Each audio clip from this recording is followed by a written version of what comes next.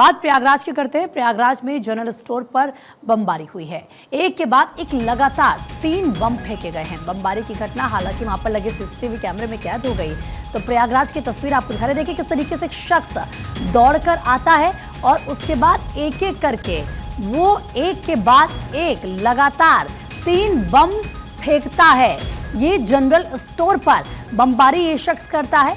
बमबारी की घटना वहां लगे सीसीटीवी कैमरे में पूरी तरीके से कैद हो गई। इस शख्स को शायद पता भी नहीं होगा कि ये सीसीटीवी कैमरे की जद में आ जाएगा। अब इसने ऐसा क्यों किया, इसके पीछे की मंशा क्या थी, कौन ये शख्स है, इसको लेकर पुलिस जांच पड़ताल कर रही है।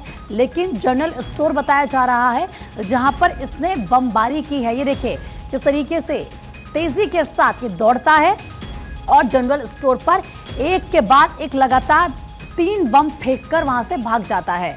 हालांकि अब पुलिस पूरे मामले को इन्वेस्टिगेट कर रही है। इसके पीछे की मंशा क्या थी, क्या कुछ लोग घायल हुए हैं या फिर उस वक्त कोई वहां पर नहीं था।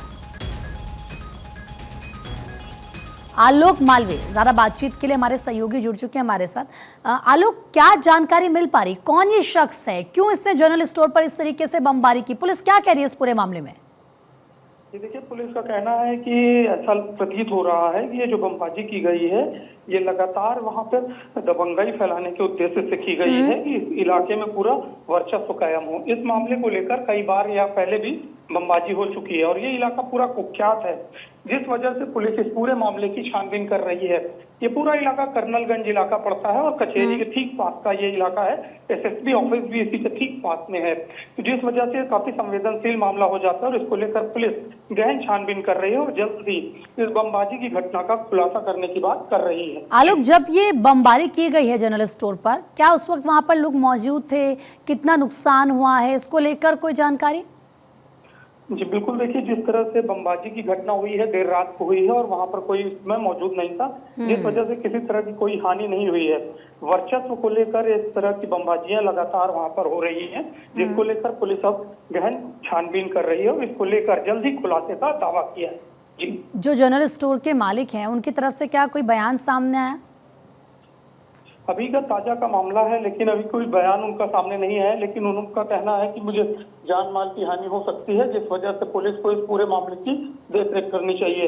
क्योंकि व्यापारी हित की बात लगातार व्यापार मंडल करता रहा है, तो उन्होंने कटरा व्यापार मंडल के थ्रू इस तरह की जो घटना हुई है उसको लेकर एक तहरीर देने की बात कही है कि हम थाने में तहरीर देंगे कि व्यापारियों की सुरक्षा की जाए। जी बिल्कुल आलोक, देखिए वैसे तो ये जो सीसीटीवी कैमरा है, क्योंकि ये रात की वारदात है तो जाहिर सी बात है शख्स पहचान में नहीं आ रहा है, लेकिन आसपास के क्या किसी लोगों ने इस शख्स को देखा, इसका चेहरा देखा, उसकी शिनाख्त की हो, ऐसा कुछ?